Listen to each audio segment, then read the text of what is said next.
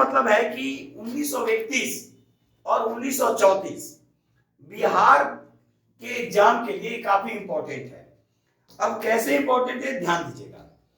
1931 में पहले साम्यवादी दल का गठन किया जाता है। जयप्रकाश नारायण और भी लोग थे, लेकिन जयप्रकाश नारायण मुख्य रूप से थे। लेकिन आपसे यहां पे एक और क्वेश्चन आपसे पूछा जाएगा कि बिहार कांग्रेस सोशलिस्ट पार्टी, याद रखिएगा, एक साम्यवादी है और एक बिहार कांग्रेस है, एक बिहार कांग्रेस सोशलिस्ट है, इसमें अंतर है। तो 1931 में साम्यवादी दल का गठन होता है, उसमें भी जयप्रकाश नारायण थे। लेकिन 1934 ईस्वी में ध्यान रखिएगा कि बिहार कांग्रेस सोशलिस्ट पार्टी का जो गठन किया जाता है, जिसमें आचार्य नरेंद्र देव, याद रखिएगा, आचार्य नरेंद्र देव अध्यक्ष बनाए जाते हैं और जयप्रकाश नारायण जो थे वो महासचिव बनाए जाते हैं। अब यहाँ पे कई तरह से क्वेश्चन आपसे पूछे जा सकते हैं। अब जयप्रकाश नारायण के संदर्भ में आपसे क्वेश्चन पूछा जाएगा, तो जयप्रकाश नारायण के संदर्भ में आपको ध्यान में रखना है कि क्या क्या क्वेश्चन पूछेगा भाई जयप्रकाश नारायण के संदर्भ में, क्योंकि बिहार है, इंपॉर्टेंट है। तो जयप्रकाश नारायण लोकनायक यानी जेपी कहा गया, ठीक है। 1920 में जो असहयोग आंदोलन जो होता है, और उस समय ये एक ऐसे क्या थे, छात्र थे, लॉ कॉलेज छोड़ देते हैं, ठीक है, क्योंकि पढ़ाई अपना बीच में यानी 20 दिन एग्जाम में जब बाकी रहता है तो वो छोड़ देते हैं। लेकिन 1942 में जब भारत छोड़ो आंदोलन होता है तो जयप्रकाश नारायण की स्थिति काफी मजबूत हो जाती है, क्योंकि 1931 में साम्यवादी दल का गठन, 1934 में बिहार कांग्रेस सोशलिस्ट पार्टी का गठन, जिसके महासचिव जयप्रकाश नारायण ही थे, और 1942 में जब भारत छोड़ो आंदोलन होता है, याद रखिएगा, उस समय भी जयप्रकाश नारायण काफी एक तरह से महत्वपूर्ण राष्ट्रवादी नेता के रूप में उभर कर सामने आते हैं। हजारीबाग जेल में इनको बंद किया जाता है, लेकिन दीपावली की रात यानी दीपावली के समय, दीपावली की रात ये क्या करते हैं, जेल से भागते हैं और जाकर नेपाल में एक आजाद दस्ते का गठन करते हैं, ठीक है। लेकिन जब 1946 में जब जयप्रकाश नारायण जेल से रिहा होते हैं तो जयप्रकाश दिवस मनाया जाता है, यानी उस समय अप्रैल 1946 है, याद रखिएगा, आएगा समय। यानी सबसे पहले ये नवंबर जो 1942 कहने का मतलब ये था कि जब 1942 में भारत छोड़ो आंदोलन होता है, 8 अगस्त से शुरू होता है, 9 अगस्त को सभी लोग गिरफ्तार कर लिए जाते हैं, जयप्रकाश नारायण भी गिरफ्तार होते हैं, इनको ये हजारीबाग के जेल में बंद किया जाता है। तो हजारीबाग के जेल से ये भागते हैं दीपावली की रात। तो ये कभी कभी क्वेश्चन आपसे पूछा जाएगा। और फिर 1946 में जब ये जेल से रिहा होते हैं जयप्रकाश नारायण, तब अप्रैल 1946 जयप्रकाश दिवस के रूप में मनाया गया, निश्चित याद रखेगा। तो ये भी आपको याद रखना है। तो 1931 में क्या है, साम्यवादी दल, और 1934 में बिहार कांग्रेस सोशलिस्ट पार्टी, लिख लीजिए। 1931 में साम्यवादी दल का गठन किया जाता है,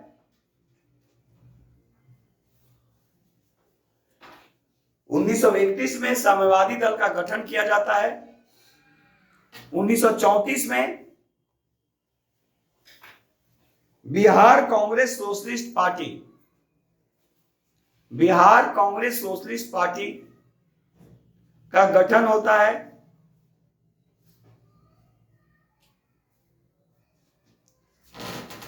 जिसके अध्यक्ष आचार्य नरेंद्र देव, जिसके अध्यक्ष आचार्य नरेंद्र देव को बनाया जाता है, तथा महासचिव जयप्रकाश नारायण बनते हैं।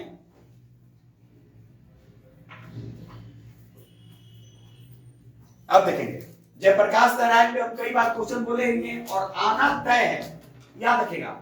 और एक बार फिर बोल रहे हैं, या तो 1934 पूछेगा या तो 1931 पूछेगा, ये दोनों याद रखेगा, या तो 1934 या तो 1931, ये दोनों में से एक जरूर पूछेगा। और जयप्रकाश नारायण से पूछेगा भी, जयप्रकाश नारायण से 3 से 4 क्वेश्चन याद रखेंगे। पहला लोकनायक, दूसरा इनकी पत्नी का नाम प्रभावती देवी, तीसरा, शताब्दीरा में जन्म होता है, लोकनायक के नाम से जाने जाते हैं, संपूर्ण क्रांति का नारा देते हैं।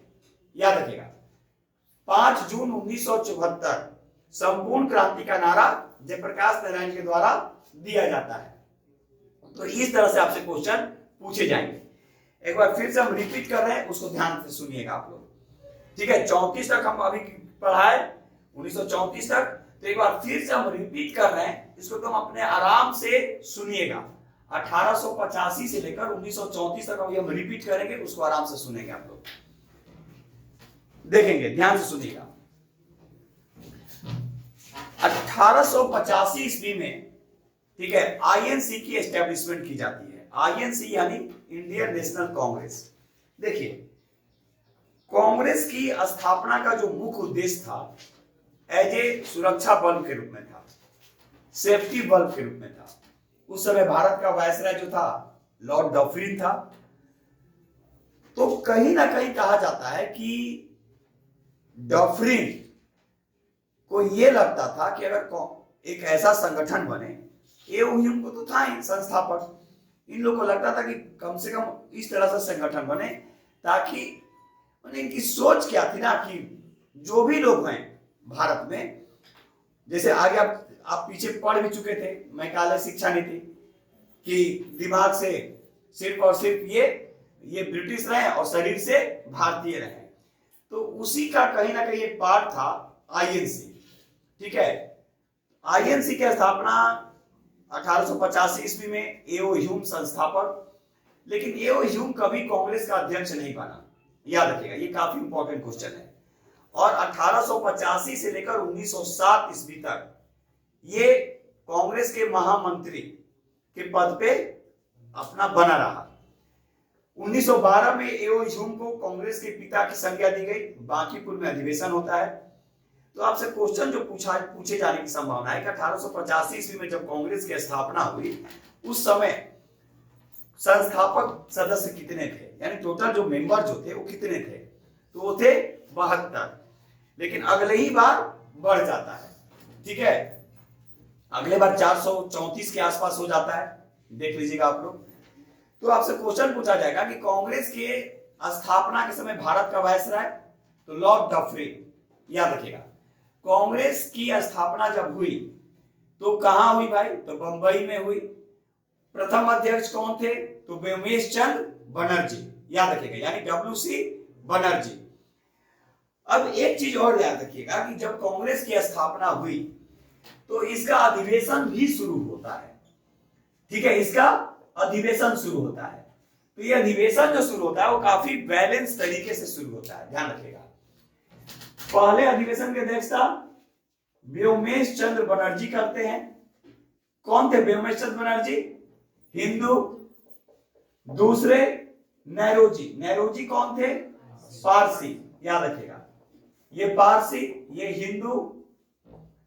तीसरे जो थे बदरुद्दीन तैयब जी, ठीक है, बदरुद्दीन तैयब जी। अब ये बदरुद्दीन तैयब जी कौन थे? ये थे मुस्लिम, यानी कौन? आईएनसी के प्रथम मुस्लिम अध्यक्ष बदरुद्दीन तैयब जी। और चौथे कौन थे? George Yule. याद रखिएगा, जॉर्ज यूल। ये कौन थे? ब्रिटिश। तो देखिए, भारत ऐसे भी एक ऐसी सभ्यता और संस्कृति को जन्म देता है जिसका पूरा विश्व फॉलो करता है, और यहाँ पे पूरा बैलेंस नजर आ रहा है। याद रखिएगा, इसीलिए कहते हैं ना कि भारत शांति प्रिय देश है, मध्यम मार्ग को अपनाता है, बुद्ध की धरती है। याद रखिएगा, अशोक की धरती है, महावीर की धरती है, स्वामी विवेकानंद की धरती है। ये बैलेंस कहीं ना कहीं ये दिखाता है। इसी तरह भारत आज पहले विश्व गुरु नहीं कहा गया, आने वाले समय में भी ऐसा होगा कि भारत विश्व गुरु के रूप में अपनी फिर से कीर्तिमान स्थापित करेगा। तो ये कहीं ना कहीं ये दिखाया। तो आपसे क्वेश्चन यही पूछे जाएंगे, ध्यान से सुनिएगा, कि तृतीय यानी तीसरा है ना, यानी कांग्रेस का जब तीसरा अधिवेशन हुआ उस समय कांग्रेस की अध्यक्षता किसने की? बदरुद्दीन तैयब जी। ये कौन थे? प्रथम मुस्लिम। अब देखिए कहां कहां हुआ। पहले हुआ कहां? बंबई में। उसके बाद कहां हुआ? कलकत्ता में। तीसरा कहां हुआ? मद्रास में। और चौथा कहां हुआ? चौथा कहां हुआ? इलाहाबाद, याद रखिएगा। चौथा कहां हुआ? इलाहाबाद। तो इलाहाबाद में भी एक चीज ध्यान रखिएगा आप लोग कि जो भी चीज हुआ चौथा, वो इलाहाबाद में ही हुआ। जैसे चौथा हाई कोर्ट इलाहाबाद में स्थापित हुआ, पहले वो आगरा में था, लेकिन आगरा से फिर उसको स्थापित कहां किया गया? इलाहाबाद में। चौथा विश्वविद्यालय, वो भी कहां? इलाहाबाद। और चौथा कांग्रेस का अधिवेशन कहां? ये भी इलाहाबाद में। तो इस तरह से आपसे क्वेश्चन पूछे जाएंगे। दूसरा चीज ध्यान रखिएगा, अब यहां पे आपसे, ये तो हुआ कांग्रेस के बारे में। अब यहां पे क्वेश्चन आपसे पूछा जा सकता है कि इंडियन नेशनल कांग्रेस नाम किसने दिया? याद रखिएगा। तो इंडियन नेशनल कांग्रेस जो नाम दिया गया था वो दादा भाई नेहरूजी के द्वारा दिया गया था, याद रखिएगा। तो दादा भाई नेहरूजी, देखिए पहले था इंडियन नेशनल यूनियन, याद रखिएगा, इंडियन नेशनल यूनियन। तो इंडियन नेशनल यूनियन का नाम बदलकर, ध्यान से मेरी बात को सुनेंगे, इंडियन नेशनल यूनियन का नाम बदलकर इंडियन नेशनल कांग्रेस नेहरूजी के द्वारा किया गया। क्लियर हुआ? कोई दिक्कत? अब एक क्वेश्चन और आपसे यहां पे पूछा जा सकता है कि भाई ग्रैंड ओल्ड मैन किसको कहा गया? तो दादा भाई नेहरूजी को कहा गया। कांग्रेस की अध्यक्षता नेहरूजी कितनी बार किए? तो 3 बार किए। क्लियर हुआ? 1886, 1893 और 1906। अब 1906 से एक और क्वेश्चन पूछा जाएगा कि पहली बार स्वराज की मांग कब की गई? सिर्फ स्वराज हम बोले हैं, ना कि पूर्ण स्वराज। तो पहली बार स्वराज की जो मांग किया गया वो 1906 के कलकत्ता अधिवेशन में। कोई दिक्कत यहां तक? अब देखेंगे, ध्यान से सुनेंगे। अब नेहरूजी के बारे में और भी क्या क्वेश्चन पूछा जाएगा? ये प्रथम भारतीय थे जो ब्रिटिश पार्लियामेंट में चुनकर गए थे, यानी ब्रिटिश पार्लियामेंट में जो चुनकर जाने वाले प्रथम भारतीय कौन? दादा भाई नेहरूजी। अब कभी कभी पार्टी आपसे पूछा जाएगा ये किस दल के उम्मीदवार थे, याद रखिएगा। तो ये लिबरल, लेबर मत कर दीजिएगा, याद रखिएगा, ये लिबरल पार्टी के उम्मीदवार थे। लिबरल यानी उदारवादी, लिबरल पार्टी के ये उम्मीदवार थे। कौन? दादा भाई नेहरूजी। क्लियर? अब ये कहां से चुनकर गए थे? तो फिल्सबरी, याद रखिएगा, ये फिल्सबरी से चुनकर गए थे। तो इसीलिए बार बार बोलते हैं कि जब तक आप कनेक्टिविटी नहीं करेंगे तब तक आपको दिक्कत आएगी। तो कनेक्टिविटी करके पढ़ना है। अब ये नहीं कि एक दूसरे क्वेश्चन कुछ और है और कुछ और है। और बार बार बोले हैं कि एक क्वेश्चन को कम से कम 3 बार पढ़िए और इस हिसाब से पढ़िए ताकि वहां से आप गलत करके नहीं आइए। और घर में किसी टॉपिक को पढ़िए तो इस हिसाब से पढ़िए कि कल फिर उसको हमको नहीं पढ़ना पड़े। ये नहीं कहा आप पढ़ लिए 4 घंटा हो गया, ठीक है, वैसे नहीं करना है। इधर पढ़ भी रहे हैं, अरे भाई आप 45 मिनट पढ़िए, 45 मिनट पढ़ने के बाद फिर माइंड फ्रेश कर लीजिए किसी को मैसेज, उसके बाद चुप हो जाइए, फिर उसको फिर पढ़ना बैठ जाइए, उसको तंग कर दीजिए मैसेज करके, ठीक है, फिर मोबाइल का नेट ऑफ कर लीजिए, फिर अपना पढ़िए, फिर 45 मिनट के बाद देख लीजिए। अभी नहीं, मैसेज जो की कि नहीं की, ठीक है, उसका रिप्लाई आया कि नहीं आया, अरे वो तो पढ़ रही है, आप बेवकूफ बन रहे हैं। हाई बात समझ में? तो ये काम नहीं करना है। देखते हैं वो लोग पढ़ती भी है, आपसे रिजल्ट भी ज्यादा लाती है और आप लोग पीछे हो जाते हैं। सही है कि नहीं है? सर मोबाइल बंद कर दो। हाँ बस, अरे आप भी कर दीजिए। ये नहीं कि आप किसी से एकदम पूरा, अरे वैसा मत लगा लीजिए दिल कि फिर दिल हो जाए, दिल हो जाइए, ठीक है, इस चीज को ध्यान रखिएगा। तो हम बार बार बोलते हैं किसी टॉपिक को जब आप पढ़ते हैं एकदम आराम से पढ़िए, 45 मिनट पढ़िए, 45 मिनट के बाद क्या कर लीजिए, फिर अरे क्या है भाई, किसी को कोई मैसेज कर दीजिए, आराम से 1 मिनट बतिया लीजिए, कोई गेम खेल लीजिए, माइंड ये हो गया, पानी पी लीजिए, हो गया, फिर आके बैठ के 45 मिनट पढ़िए। तो ऐसे और इस हिसाब से पढ़िए कि कम से कम कल आपको उस टॉपिक को फिर पढ़ना नहीं पड़े। ये नहीं कि एक दिन 18 घंटा पढ़े और एक दिन कुछ नहीं, आप कंटिन्यू 4 घंटा पर डे पढ़िए, 5 घंटा पढ़िए, फिर अपना जो काम है कीजिए। अभी नहीं कि समाज में कोई लोग बीमार हैं, ये है तो अब ना ही हम पढ़वे करेंगे, वैसा नहीं, वो चलता है, उसकी भी मदद कीजिए। हम तो बार बार यहाँ से बोलते हैं, तो इसीलिए हम बार बार आपको रिपीट यहाँ से कर देते हैं। और स्पिरिट ऑफ सक्सेस क्लासेस का एक ही पोजीशन ये है कि आपको रिवीजन बहुत अच्छे से करवाया जाता है यहाँ पे। तो यहाँ से आप देखिएगा बीपीएससी में क्वेश्चन रहेगा भी। चलिए खैर, तो उतना ही दिल लगाइएगा कि दिल बीमार ना हो, ठीक है। हाँ, फिंसबरी से ये चुन कर गए थे, फिंसबरी से ये उम्मीदवार थे नेहरू जी, ठीक है। फिंसबरी से ये उम्मीदवार थे, लिबरल पार्टी से थे। तो ब्रिटिश पार्लियामेंट में चुनकर जाने वाले प्रथम भारतीय दादा भाई नेहरू जी। कई किताबें भी इन्होंने लिखा। भारत में राष्ट्रीय आय का जो निर्धारण जो किया गया वो किसके द्वारा किया गया? दादा भाई नेहरू जी के द्वारा ही किया गया था। चलिए आगे, ये हुआ। आगे बढ़ रहे हैं 1893। ध्यान रखिएगा, ये भी काफी इंपॉर्टेंट टॉपिक है, ध्यान से सुनिएगा। 1893 कैसे इंपॉर्टेंट हमारे लिए है, यानी भारतीय इतिहास के लिए इस चीज को भी ध्यान रखना है। 1893 में सबसे पहले स्वामी विवेकानंद, यानी उस समय तक वो नरेंद्रनाथ दत्त थे, शिकागो विश्व धर्म सम्मेलन में जाते हैं। और शिकागो जब विश्व धर्म सम्मेलन में जाते हैं तो महाराजा खेतड़ी के सुझाव पर जाने से पहले इन्होंने अपना नाम क्या रखा? स्वामी विवेकानंद। इन्होंने अपना नाम क्या रखा? स्वामी विवेकानंद। इसके बाद ध्यान से सुनिएगा कि जब वहां पे जाते हैं तो उसके बाद भारत के परिप्रेक्ष्य में विश्व की जो मानसिकता जो थी वो काफी बदल जाती है। इसीलिए ना बोले ना कि भारत महान विभूतियों वाला देश है और हर बार भारत विश्व का नेतृत्व किया है, ठीक है। और क्या थे, एकदम आराम से गए, जो भी स्पीच देना था ये दिए। और उसके बाद से भारत जो विश्व की जो मानसिकता जो थी वो काफी बदल गई कि भारत में भी ऐसे फिलोसफर हैं, भारत में भी ऐसे दार्शनिक हैं, राष्ट्रवादी हैं जो भारत की बात को, और भारत की बात को नहीं विश्व की भी बात को रख सकते हैं। आप आगे चलकर देख लीजिए ना, रविंद्रनाथ टैगोर को ही रख लीजिए, देख लीजिए रविंद्रनाथ टैगोर को। वो चाहते तो भारत भारती भी अपने विश्वविद्यालय को रख सकते थे, उन्होंने क्या रखा? विश्व भारती। तो भारत तो हर बार विश्व का नेतृत्व किया है, केवल अपने तक ही नहीं।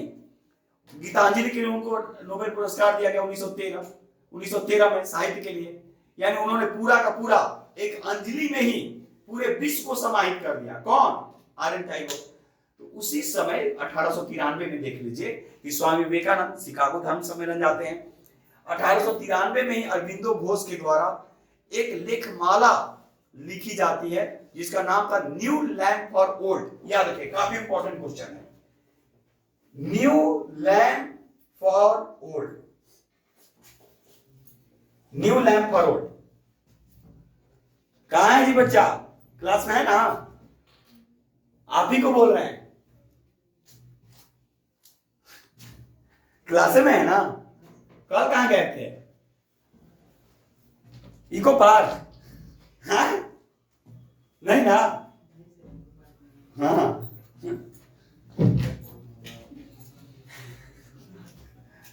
बाद में जाइएगा, पहले पढ़ लिया कीजिए। चलिए, हमको ध्यान रहता है आते हैं कोई कौन आया कौन नहीं आया। अब पूजा में कहां गए थे? रहना चाहिए था ना। तो 1893 में ही लिखा गया एक लेखमाला। कौन? New land for old. आई बात समझ में? न्यू लैंड फॉर ओल्ड किसके द्वारा? अरबिंदो घोष के द्वारा। 1893 में ही गांधी कहां जाते हैं? कहां जाते हैं? दक्षिण अफ्रीका जाते हैं।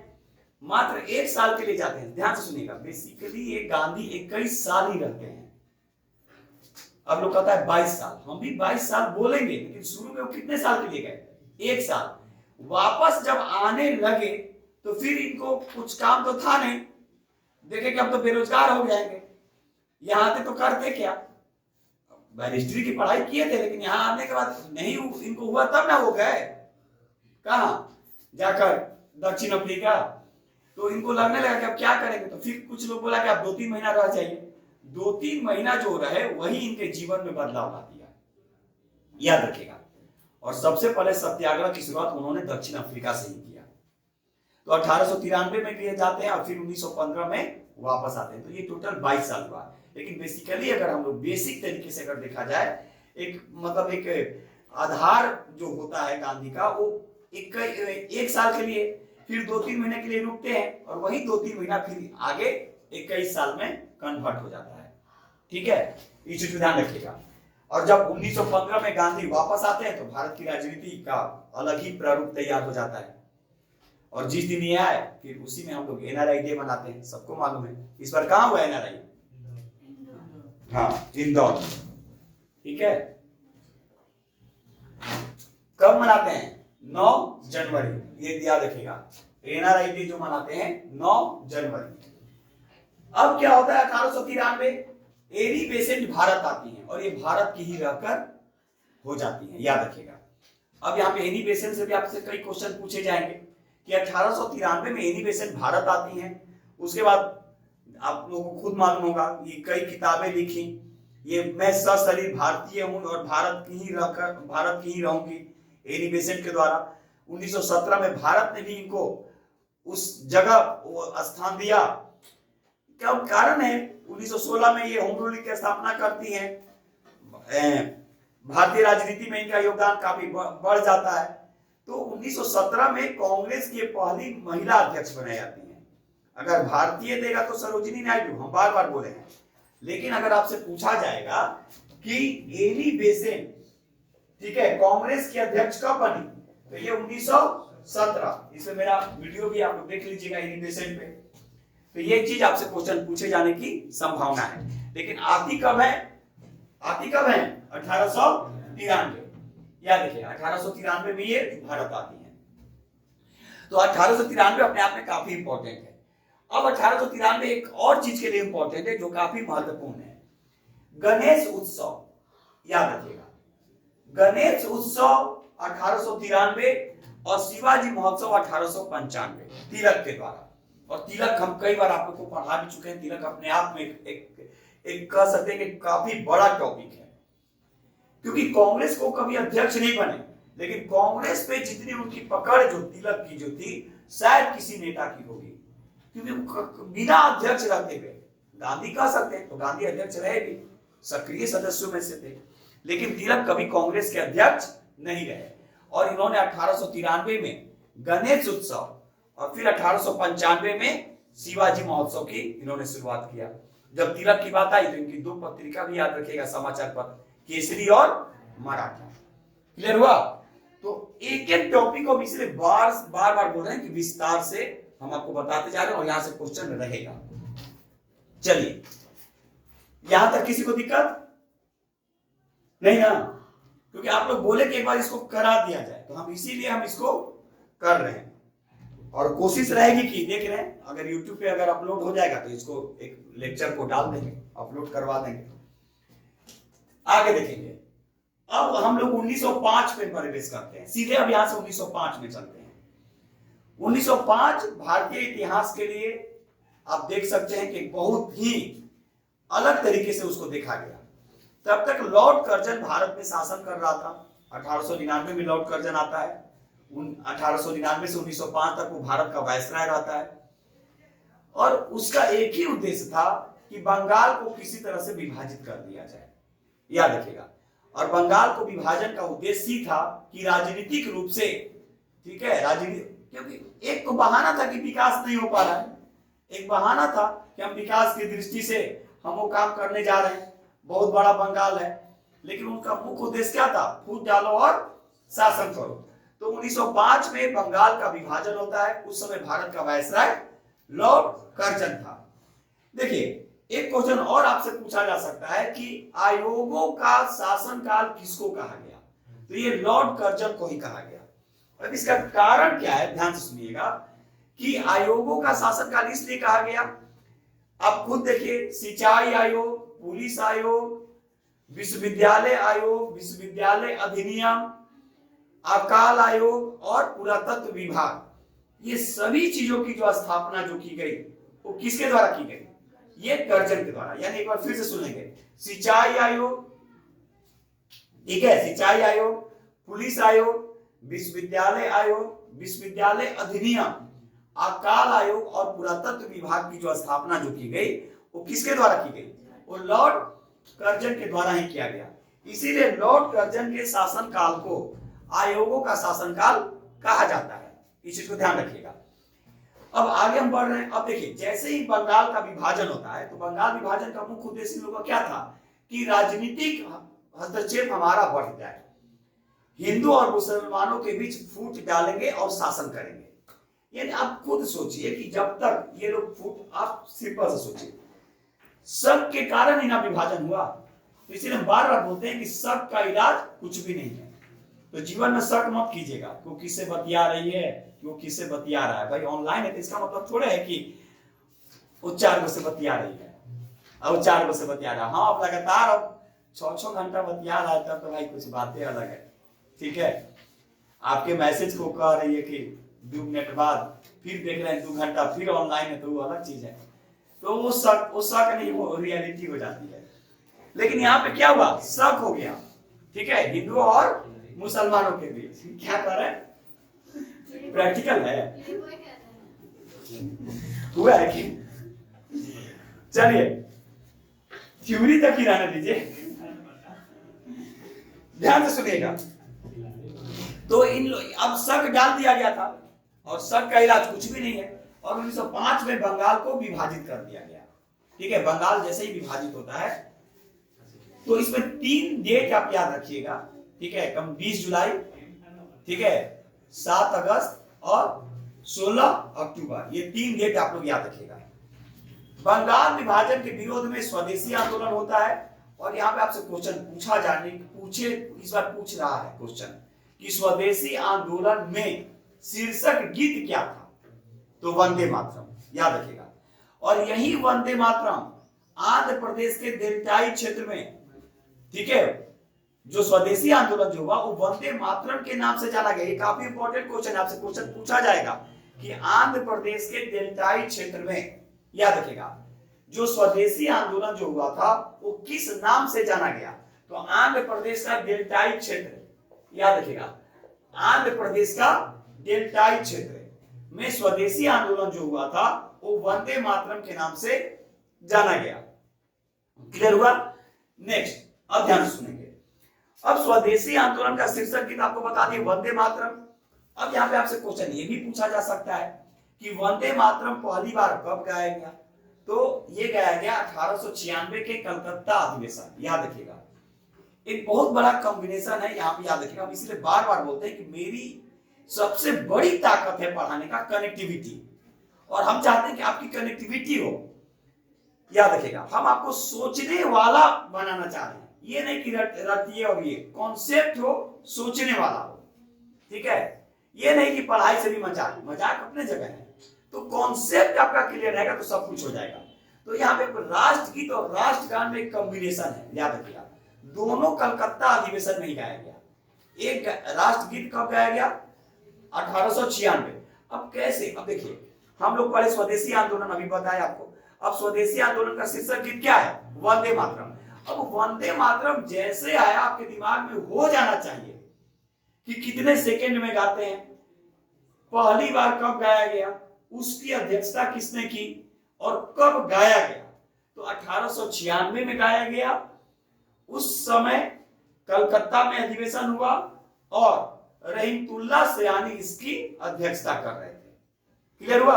अब कहां पे, अब राष्ट्रगान भी आया तो 1911 में गाया गया, कलकत्ता में गाया गया, और पंडित विशा नारायण धर इसकी अध्यक्षता कर रहे थे। तो एक जगह करने से क्या होता है कि आपका कॉन्सेप्ट क्लियर हो गया। तो स्वदेशी आंदोलन का शीर्षक गीत वंदे मातरम। आंध्र प्रदेश के डेल्टाई क्षेत्र में स्वदेशी आंदोलन किस नाम से जाना गया, वंदे मातरम के नाम से जाना गया। और नारा भी लगाया गया। ठीक है, वस्तुओं का बहिष्कार तो था ही, स्वदेशी को अपनाओ, वंदे मातरम, ये सभी नारे उस समय काफी गूंज रहे थे। लेकिन एक क्वेश्चन काफी यहाँ पे इंपॉर्टेंट है कि आखिर ये स्वदेशी आंदोलन का विचार आया कैसे। याद रखिएगा, तो स्वदेशी आंदोलन का जो विचार जो आया वो, याद रखिएगा, कृष्ण कुमार मित्र की एक पत्रिका थी संजीवनी। याद रखिएगा, यानी कृष्ण कुमार मित्र की पत्रिका संजीवनी में, ठीक है, कृष्ण कुमार मित्र की पत्रिका जो थी वो थी संजीवनी। और उसी संजीवनी में पहली बार स्वदेशी आंदोलन का विचार लाया गया। ठीक है, और फिर वहीं आगे चलकर स्वदेशी आंदोलन को आगे बढ़ाने में महत्वपूर्ण भूमिका निभाए लाल बाल और पाल, यानी लाला लाजपत राय कहां से, पंजाब से, महाराष्ट्र से बाल गंगाधर तिलक और बिपिन चंद्र पाल, ऐसे सुरेंद्र नाथ बनर्जी भी थे कलकत्ता से, बंगाल से, लेकिन बिपिन चंद्र पाल, ठीक है, ये लोग स्वदेशी आंदोलन को काफी आगे बढ़ाए, इस चीज को ध्यान रखना है।